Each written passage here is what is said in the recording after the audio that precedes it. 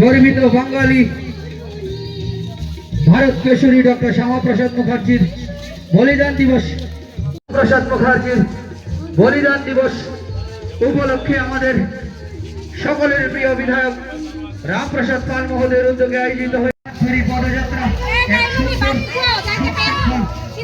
শোভাযাত্রার মাধ্যমে এই কাঠাতলী এলাকার বিভিন্ন পথ পরিক্রমা করে আপনাদের সামনে দিয়ে ধীরে ধীরে অভিভাবক মন্ডলী এবং ভারতীয় জনতা পার্টির সকল স্তরের নিষ্ঠাবান কার্যকর্তাদের আমরা ভারতীয় জনতা পার্টির পক্ষ থেকে অনেক অনেক অভিনন্দন, ভালোবাসা।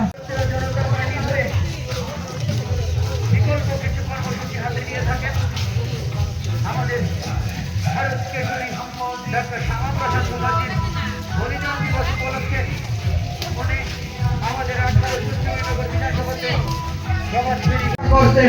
প্রতিবাদে গর্জে উঠে নিজের জীবনের জবাব সপ্তাহে ভারতীয় জনতা পার্টির অন্যতম কাণ্ডারী প্রতিষ্ঠাতা, যিনি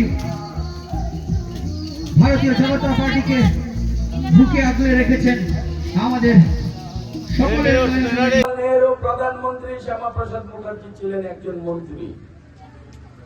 উনি তখন দেখছিলেন যারে আবার ভারত মাতাকে আবার ভাগ করার চক্রান্ত চলছে, যে কোনো মূল্যে হোক ভারত মাতাকে অখণ্ড রাখতে হবে, ভারত মাতাকে সুরক্ষিত রাখতে হবে, এই বলে উনি প্রতিবাদ করে মন্ত্রিসভা থেকে বেরিয়েছিলেন।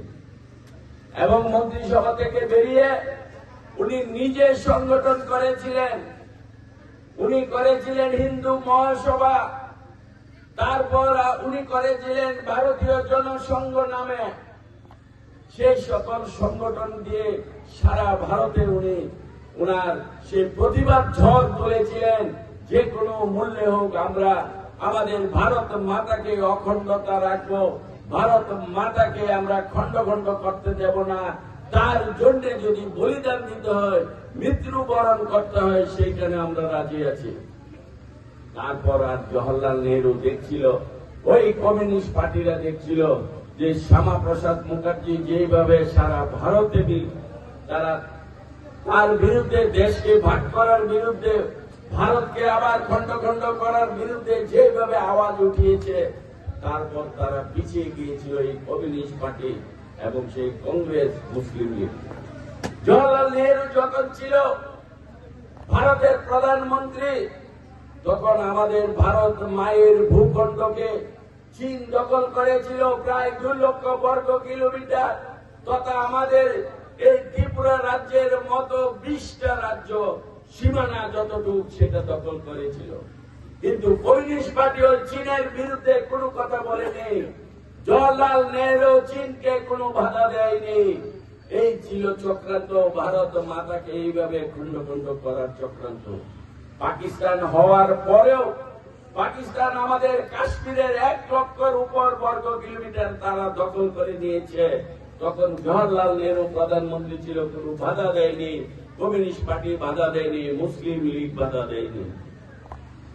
এইভাবে ভারত মাতাকে খণ্ড খণ্ড করে জমি, ভারত মায়ের ভূমি দখল চলছে। তখনই শ্যামাপ্রসাদ মুখার্জি জেগেছে। এই শ্যামাপ্রসাদ মুখার্জি জম্মু কাশ্মীরকে আলাদা রাষ্ট্র করার জন্য সেই কমিউনিস্ট পার্টি এবং কংগ্রেস মুসলিম লীগ মিলে একটা ষড়যন্ত্র শুরু করেছে, কিভাবে কাশ্মীরকে আলাদা রাষ্ট্র বানানো যায়, কাশ্মীরকে আলাদা ভারত থেকে আলাদা করা যায়, তার চক্রান্ত। এবং আইন বানিয়েছিলেন 370 দ্বারা, যে আইনের দ্বারা কাশ্মীর আলাদা হয়ে গেছিল। কাশ্মীর ভারতের সংবিধানে চলতো না, কাশ্মীর সেই ভারতের জাতীয় পতাকা তারা ব্যবহার করত না, কাশ্মীর আমাদের প্রধানমন্ত্রীর সিদ্ধান্তে তারা সিদ্ধান্ত নিত, তাদেরকে আলাদা আইন শক্তি দিয়েছিল এই জওহরলাল নেহরু ওই কমিউনিস্ট পার্টি, তারা যাতে করে একদিন কাশ্মীর ধীরে ধীরে কাশ্মীরকে ভারত থেকে আলাদা বিচ্ছিন্ন করতে পারে।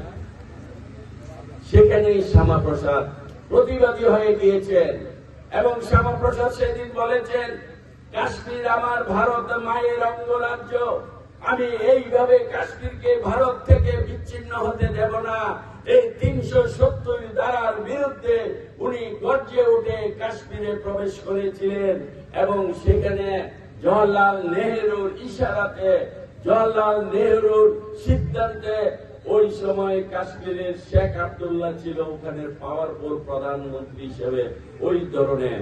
তখন জওহরলাল নেহরুর কথায় শেখ আব্দুল্লাহ আমাদের সেই শ্যামাপ্রসাদ মুখার্জিকে গ্রেপ্তার করেছিল এবং শ্যামাপ্রসাদ মুখার্জি ওই দিন জানতো আমাকে ওরা গ্রেপ্তার করবে, তারপরে গ্রেপ্তার করে আমাকে তারা হত্যা করবে। সেটা জেনেও শ্যামাপ্রসাদ মুখার্জি কাশ্মীরে প্রতিবাদ করার জন্য, কাশ্মীরকে রক্ষা করার জন্য, ভারত মাতাকে রক্ষা করার জন্য উনি কাশ্মীরে প্রবেশ করেছিলেন। সেখানে ওনাকে গ্রেপ্তার করে উনাকে 40 দিনের মাথায় উনাকে বিভিন্ন ভাবে উনার উপর অত্যাচার অনাচার করেছে, উনাকে জরাজীর্ণ জায়গায় রেখেছে, উনাকে চিকিৎসা উনার প্রতি করা হয়নি, সুচিকিৎসা করেনি, উনি অসুস্থ হয়েছিলেন। তারপর উনাকে ভুল চিকিৎসা করে ভুল ইনজেকশন দিয়ে তাকে হত্যা করা হয়েছিল।